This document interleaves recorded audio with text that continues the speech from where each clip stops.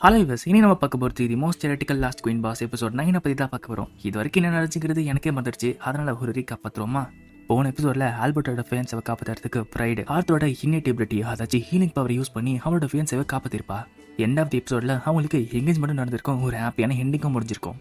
வழக்கம் போல தொடர்ந்து எபிசோட் போறேன்னு சொல்லிட்டு இந்த வாட்டியும் பல காரணங்களாக மெயினா ஒர்க்னால என்னால எபிசோட் போட முடியாம போயிடுச்சு. அப்புறம் எபிசோட் தொடர்ந்து வருதான்னு பாருங்க, வந்துச்சுன்னா சந்தோஷம் தான். வழக்கம் போல சொல்றேன். நம்ம சேனலுக்கு புதுசாக வந்ததா சேனல் மறக்காம சப்ஸ்கிரைப் பண்ணிட்டு பாருங்க. அப்பதான் நான் போடுற வீடியோ உங்களுக்கு உடனே வரும். வாங்க நம்ம ஸ்ட்ரெயிட்டா வீடியோக்குள்ள போகலாம். எபிசோட் ஓப்பனிங்ல நைட்ஸோட இடத்துல ஒரு டோர்னமெண்ட் நடந்துட்டு இருக்கு. அதுல ஆர்த்தருமே ஜெயிக்கிறான். இதை பார்த்து எல்லாருமே சந்தோஷப்பட, மற்றவங்களும் நீ பிரின்சஸ் பிரைடுக்கு ஒரு பர்சனல் கார்டை போறது நினைச்சா எனக்கு ரொம்ப பொறாமையா இருக்குப்பா. இருக்கட்டும், இது எல்லாருக்குமே சரிசமா வச்ச டோர்னமெண்ட், அதுல நீ ஜெயிச்சிட்ட, வாழ்த்துக்கள். இப்ப எல்லாம் முடிஞ்சு அவங்களே கேசல் போய்கிட்டு இருக்க. ஏறவும் அப்போ இதுக்கப்புறம் ஆர்த்தர் நம்ம கூட இருப்பாள் அப்படின்னு சொல்ல, ஆன்சரும் கண்டிப்பா அப்படின்னு சொல்ல வரத்துக்குள்ள ஸ்டேலுமே பின்னா வலுதானே ஆகணும். அக்காக்கு ஏதாச்சும் பிரச்சனைனா அவன் தான் முன்னாடி வந்து நிக்கணும். அதுதான் ஒரு இம்பீரியல் காட்ஸ்மேனோட கடமை. டீராவும் இருந்தாலுமே அன்னைக்கு ரொம்ப சூப்பரா இருந்துச்சு. அந்த செலக்ஷன் எக்ஸாம் தானே சொல்றேன் அப்படின்னு பிரைடுன்னு சொல்ல, ஆமா அவங்க நிறைய பேர் வந்து வாலண்டியர் பண்ண ஆரம்பிச்சிட்டாங்க. அதனால 2 நாள் கிட்ட போயிடுச்சு. ராயல் ஃபேமிலிக்கு பணி புரியுறது அவங்களுக்கு அவ்வளவு பிடிச்சிருக்கு போல. அதனால தான் அவ்வளவு பேர் வந்திருக்காங்க போல. அவளும் அதை யோசிச்சுக்கிட்டு ஒருவேளை இங்க இருக்க நைட்ஸோட சம்பளத்தை ஏத்தலாம் நானும் யோசிக்கிறேன் அப்படின்னு சொல்ல, அவங்க போயிட்டு இருக்க வண்டி திடீர்னு நிக்குது. அங்க வழியில ஒருத்தன் வாங்கி கீழே விழுந்து கிடக்குறான். அவளும் அவனை பார்த்துட்டு வால் நீங்க என்ன பண்ற அப்படின்னு சொல்றா. இப்ப அவனை ட்ரீட் பண்ண அவனுமே கண்ணு முடிச்சுட்டு, ஆமா நான் எங்க இருக்கேன்னு சொல்லிட்டு எதிர்க்க பார்த்தா அங்க பிரைடு இருக்கான். பிரைடுமே உன்னை ரோட்ல வாங்கி கிடந்து நான் கண்டுபிடிச்சேன். இப்போ நீ கேசல்ல இருக்க. வேலு பிரைடு பார்த்துட்டு உன்னை நான் சும்மா விட மாட்டேன்னு சொல்றதுக்குள்ளேயே அவனுமே ஃபீல்டு கான்ட்ராக்ட்ல கட்டுப்படுத்து கீழே மாண்டிடுறான். பிரைடும் நான் சொல்றது கவனமா கேள்வாள். இதை பார்த்து ஆர்த்தரோட வால்ல கை வைக்க, ஸ்டேலும் கவலைப்படாத, இவன் அக்கா கிட்ட ஃபீல்டு கான்ட்ராக்ட் போட்டிருக்கான். அவனால மத்தவங்களை கைப்படுத்த முடியாது. முக்கியமா ராயல் ஃபேமிலி சம்பந்தப்பட்ட யார் மேலேயும் கையை கூட வைக்க முடியாது. பிரைடும் எனக்கு பதில் சொல்லுவாள். எதுக்காக அவங்க மயங்கி விழுந்து கிடந்த ஃபீல்டு கான்ட்ராக்ட்ல கட்டுப்படுத்தவாலுமே நீங்க ஆர்டர் கொடுத்த மாதிரியே அந்த ஃபீல்டு கான்ட்ராக்ட்ல சொன்ன மாதிரியே நான் திரும்பி வந்துட்டேன். இப்போ பிளாஷ்பேக் காட்டுறாங்க. அதுல பிரைடு மேம்பால் கிட்ட ஒன்னு நேசிக்கிறவங்களுக்கு ஏதாச்சும் ஒரு பிரச்சனை வரும். அப்போ உன் மனசார் உதவி வேணும்னா கண்டிப்பா என்கிட்ட வா. இப்போ அதனால தான் வந்தேன்னு சொல்லிட்டு வேலும் பிரைடு கிட்ட சொல்ல, பிரைடோ சரி சொன்ன மாதிரி வந்திருக்க, உனக்கு ஏதாச்சும் பண்ணணும்ல என்னன்னு கேட்க, வேலோ உதவி எனக்கா, அந்த ஃபீல்டு கான்ட்ராக்ட்ல தான் நான் உங்ககிட்டே வந்தேன், எனக்கு உன்னோட உதவில தேவையில்ல அப்படின்னு சொல்ல, பிரைடுமே ஆனா உனக்கு உதவி தேவை தானே, அது யாரா இருந்தானே, சரி என்ன வேணுமா கேளு. ஆனா இதை கேட்டு அவனுமே பதில் சொல்றதுக்கு ரொம்ப கஷ்டப்பட்டு இருக்கான். பிரைடு மனசுக்குள்ள நான் கேட்டா அவன் பதில் சொல்லிதான் ஆகணும், அதுதான் ஃபீல்டு கான்ட்ராக்ட். இருந்தாலுமே இவ்வளவு நாட்களா அவனுக்கு கஷ்டம் இருந்திருக்கும். அதெல்லாம் விட்டு இப்போ வந்து கேட்க வந்திருக்கானா, கண்டிப்பா ஏதாச்சும் ஒரு விஷயம் இருக்கும். உனக்கு என்ன உதவியோ அது தைரியமா கேளு. இது கேட்டு ஃபீல்டு கான்ட்ராக்ட்ல கட்டுப்படுத்து அவனு சொல்ல வர உடனே அவன் தொண்டையை பிடிக்கிறான்.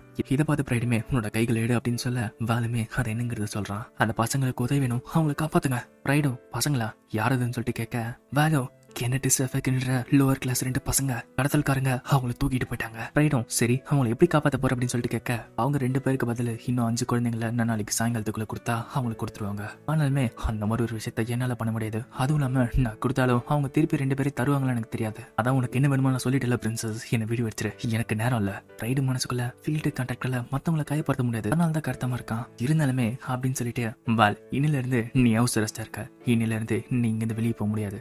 இதுகிட்ட வேலை கோவப்பட்டுட்டு என்ன பண்ணிட்டு இருக்க, இது ஏதாச்சும் ஒரு பனிஷ்மெண்ட் நினைச்சனா நீ நிஜமாலே ஒரு மான்ஸ்டர் தான். இதை பார்த்து பிரைடும் ஸ்டேலு ஆர்த்தர் அப்படின்னு சொல்ல, ஸ்டேலுமே ஃபர்ஸ்ட் பிரின்சஸ் நீங்க என்ன சொல்றீங்களோ அதை நான் கண்டிப்பா செய்வோம் அப்படின்னு சொல்ல, பிரைடும் நான் இப்ப அவங்களை காப்பாத்த போறேன். நம்ம நாட்டு சட்டங்கள் படி இந்த மாதிரி கடத்துறது ரொம்ப தப்பான விஷயம், ஒரு பெரிய குற்றம். அதுவும் இல்லாம இந்த மாதிரி சின்ன குழந்தைங்களை கடத்துறத நான் விட போறது இல்ல. அதுக்கும் மேல உதவின்னு கேட்டு என்கிட்ட ஒருத்த வந்திருக்கான், அவனை வெறும் கையோட நான் அனுப்ப மாட்டேன். இப்ப கொஞ்ச நேரம் கழிச்சு ஸ்டேலோ இந்த ஆபரேஷன்ல கில்பர்ட் நம்மளுக்கு ஹெல்ப் பண்ணுவாரு, அவருக்கு நிறைய கனெக்ஷன் இருக்கு. அதனால இந்த கடத்தல்கார பத்தி அவருக்கு தெரிஞ்சிருக்கும். அவளும் அங்க போய் பார்க்க அங்க எல்லாமே சதறி கிடக்குது. பார்த்தா வாழை அடைச்சு வச்சிருக்க இடத்த அவன் அப்படி நொறுக்கி வச்சிருக்கான். அவன் கைகள்லாம் காயப்பட்டிருக்கு.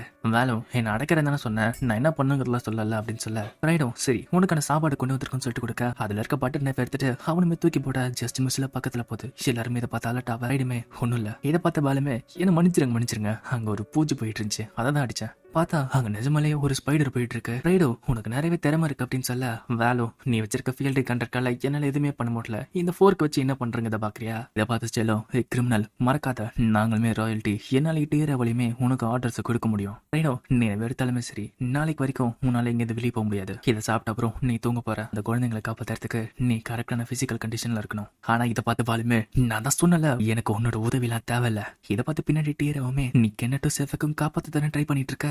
வேலும் ஆமா, ஆனா உங்க மாதிரி ஆளுங்கிட்ட இருந்து அந்த உதவி எனக்கு தேவையில்ல. தேரவும் ஆனா அந்த குழந்தைங்கலாம் உங்களுக்கு ரொம்ப முக்கியம் தானே அப்படின்னு சொல்ல, வேலும் என்னது முக்கியமா, அந்த பொடி பசங்களாம் எனக்கு முக்கியமே கிடையாது. தேரவும் அப்போ எதுக்குதான் உங்களுக்கு ஹெல்ப் பண்ண ட்ரை பண்ற, ஏன்னா எனக்கு அவங்க தேவை, நான் கம்ஃபர்டபுளா வாழ்றதுக்கு அவனுக்கு தேவை. பிரைடும் என்னது கம்ஃபர்டபுளா வாழ்றதுக்கா, ஒருவேளை அவ ஃபீல்டு கான்ட்ராக்ட்ல எந்த தப்பு பண்ண முடியாது, அதை அந்த பசங்களை வச்சு பண்ணிட்டு இருக்கானா? இது கேட்டுட்டே ஆகும். அப்போ கேரட்டு சேஃபுக்கும் உனக்கு யாரு வேலை? எனக்கு நீ தலையில ஏறின சனியனுங்க, அதுங்களை நினைச்சாலே எனக்கு இப்ப கூட விருப்பம் வந்துட்டு இருக்கு. பிரின்சஸ், உனக்கு திருப்தினா இங்க இருந்து கிளம்பு. இந்த மாதிரி ப்ரிவிலேஜான இடத்துல இருந்து நல்லா வாழ்ந்துட்டு இருக்கவங்க பார்த்தாலே எனக்கு வாந்தி தான் வரும். ஆனா இதை பார்த்து டீராம வாழ ஆரம்பிக்க வீடு மனசுக்குள்ள இவ மத்தவங்களை கஷ்டத்தை பார்த்தாலே ரொம்ப சென்சிட்டிவ் ஆயிடுறால. அதை விட முக்கியமா இப்ப வேலை சொன்னது ஸ்டேல் ஆத்தர் டீராவை பாத்துக்கோங்க. இங்க இவங்கிட்ட நான் கொஞ்ச நேரம் பேசணும். எதுக்கிட்ட ஆர்த்தர் செலோ என்ன பேசிட்டு இருக்கீங்க? இந்த மாதிரி ஒருத்தங்கிட்ட உங்களை தனியா விட்டு போறதா?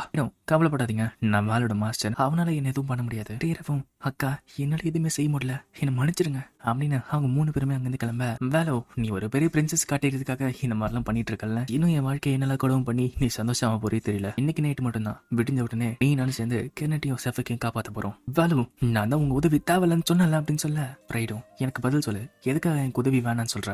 என்கிட்ட இந்த மாதிரி ஃபீல்டு கான்ட்ராக்ட் போட்டதுனால எங்க உதவி வேணான்றியா? அவனும் ஆமான்னு சொல்ல ரைடோ அப்படின்னா இதுக்கு பதில் சொல்லு, கெமட்டியும் செஃபக்கையும் காப்பாற்ற ஆசைப்படுறியா? அவங்கள காப்பாற்றது முக்கியமா இல்ல இந்த வெட்டி வீரப்ப முக்கியமா? அவனும் ஃபீல்டு கான்ட்ராக்ட்களை கட்டுப்படுத்து அவங்க தான் முக்கியம்னு சொல்ல ரைடோ சரி சொல்லு, கெமட்டியும் செஃபக்கையும் எப்ப பார்த்த, எப்படி பார்த்த? ஹலோ, நான் வாழ்ந்துட்டு இருந்த இடத்துல என்ன கேட்காமலே அந்த பசங்க வாழ ஆரம்பிச்சாங்க.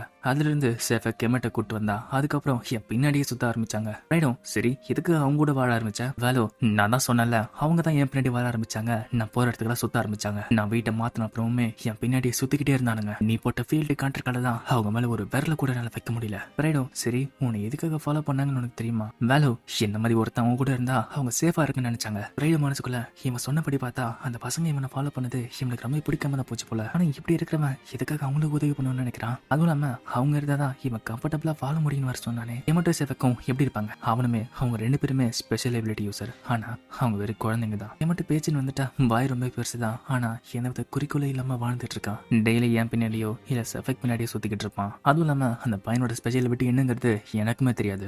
செஃபக்குமே கெமெட் எங்கெல்லாம் போறானோ அவளும் கூட்டிட்டு போயிட்டு இருந்தா. அவங்க 2 பேருமே ரத்த சொந்தம் கூட கிடையாது. ஆனா செஃபக்கு கெமெட்ட சொந்த தம்பி மாதிரி பார்க்க ஆரம்பிச்சா. அதுவும் இல்லாம அவ ஒரு திமிரான பொண்ணு. எந்த விஷயம் நடந்தாலுமே உடனே அவளோட வாட்டர் ஸ்பெஷலிட்டி யூஸ் பண்ணி தனியா ஃபுல் பிளாஸ்ட்ல அடிச்சிருவா. என்னதான் அவ அப்படி நடந்தாலுமே நடந்துக்கிறதுலாம் குழந்தை மாதிரி இருக்கும். ஏன் தூங்குறப்ப கூட கெமெட்டை விட அவதான் உருண்டு போயிட்டு பார்த்துட்டு இருப்பா. என்ன பாக்குற வரைக்கும் அவங்க 2 பேருக்குமே பணம் இருக்குங்கிற விஷயம் கூட தெரிஞ்சிருக்காது. அதுவும் இல்லாம நாங்க சாப்பிட்றப்போ அடைச்ச எனக்கு திருப்பி மிக்கம் வந்துட்டு இருக்கு. இப்போ உனக்கு சந்தோஷமா? வேணும், இது ஒண்ணு தப்பா இருக்கு. உனக்கு நிஜமாலே அவங்க மேல கவலை இல்லையா? வேலோ, நான் தான் உங்ககிட்ட முன்னாடியே சொன்னல. வேணும் அப்படின்னா இதுக்கு பதில் சொல்லு. கவலைப்படுறதுனா உனக்கு என்ன? இப்போ வரைக்கும் உனக்கு இந்த முக்கியமான விஷயங்கள் என்னங்கிறத சொல்லு. வேலோ, வேற என்ன? பணமும் என் உயிரும் அவ்வளவுதானே? வேணும், நிஜமாவா? என்னால நம்பவே முடியல. இப்போ வரைக்கும் அப்படியே வாழ்ந்துட்டு இருக்க. அப்ப உன்னோட குடும்பங்கள், உன்னோட ஃப்ரெண்ட்ஸ், அதுவும் இல்லைனா அந்த மலையில உன் கூட இறந்து போனாங்களே உன்னோட காம்ரேட்ஸ், அவங்கள பத்தி?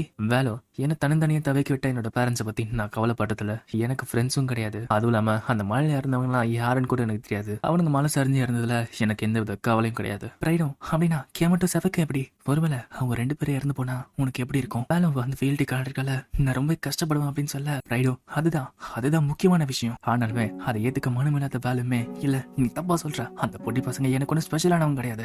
இந்த மாதிரி எனக்கு நடந்ததே கிடையாது. எனக்கு ஏதோ நெஞ்சு எரியற மாதிரி இருக்கு. இந்த மாதிரி இதை துடிச்சது கூட கிடையாது. அவங்களுக்கு ஏதாச்சும் நடந்துருமோன்னு யோசிச்சாலே எனக்கு பயமா இருக்கு.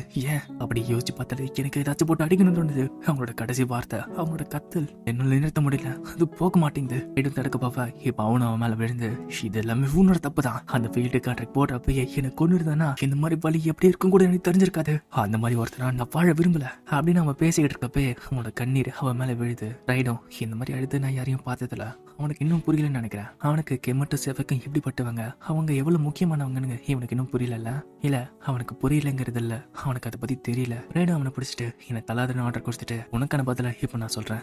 எதுக்காக இவ்வளவு கஷ்டப்பட்டு இருக்க? ஏன்னா இது உன்னோட பனிஷ்மெண்ட். நீ நிறைய மக்களை காயப்படுத்திருக்க, ஏன் அவங்களோட உயிரை கூட எடுத்திருக்க. இருந்தாலுமே மத்தவங்களோட வலியும் மத்தவங்களோட கஷ்டமும் என்னங்கிறது உனக்கு புரியாமலே இருந்துச்சு. இப்போ இருக்க நீ பண்ண தப்புங்கெல்லாம் கண்டிப்பா உன்னை உறுத்திக்கிட்டே இருக்கும். அது இன்னும் தொடர்ந்து நடந்துகிட்டே இருக்கும். உனக்கான பதில் இதுதான். உனக்கு முக்கியமான விஷயங்கள் என்னங்கிறதே உனக்கு தெரியாம இருக்கிறதுக்கு காரணம் உன்னை பார்த்த வரைக்கும் பணமும் உன்னோட உயிர் மட்டும்தான் உனக்கு ரொம்ப முக்கியமான விஷயமா இருந்து வந்துச்சு. அந்த பசங்களுக்கு என்ன ஒன்று நினைச்சாலே உன் மனசுல இருந்துச்சு, உன் குடல் வெளிவர அளவுக்கு ஒரு ஃபீலிங் இருந்துச்சுல, அதுக்கு பேர் தான் கவலைப்படுறது. அவள மனசுக்குள்ள நான் எதுக்காக இதை முன்னாடியே பார்க்க மாட்டேன், இதை எனக்கு முன்னாடியே கிளியரா நோட்டீஸ் பண்ணிட்டல. இவனோட கண்கள் இதுக்கு முன்னாடி இத்தனை பேரை பார்த்துமே எனக்கு புரியாம போயிடுச்சுல. வேல் இப்ப நீ அழுதுகிட்டு இருக்கேன். உன்னோட குடும்பத்துல இருக்கிறவங்களை கஷ்டப்பட்டா எப்படி வருமோ அப்படி வர கண்ணீர். அவங்க 2 பேரும் உன் பக்கத்துல இல்லாதனால உன் உடம்புல இருந்து ஏதோ ஒண்ணு பாதி காணாம போன மாதிரி இருக்கு. உன்னால என்ன பண்ணாலும் அதுக்கப்புறம் சந்தோஷமாவே இருக்க முடியல. அதுக்கு பேரு தான் பாசம். இதோட இந்த எபிசோட் முடியுது. இந்த வீடியோ உங்களுக்கு பிடிச்சிருந்துச்சுன்னா மறக்காம லைக் பண்ணுங்க, ஷேர் பண்ணுங்க. நம்ம சேனலுக்கு புதுசாக இருந்தா சேனலை மறக்காம சப்ஸ்கிரைப் பண்ணிட்டு பக்கத்துல இருக்க பெல் ஐகானை கிளிக் பண்ணிக்கோங்க. நான் உங்களை அடுத்த வீடியோவில் சந்திக்கிறேன். until then bye bye.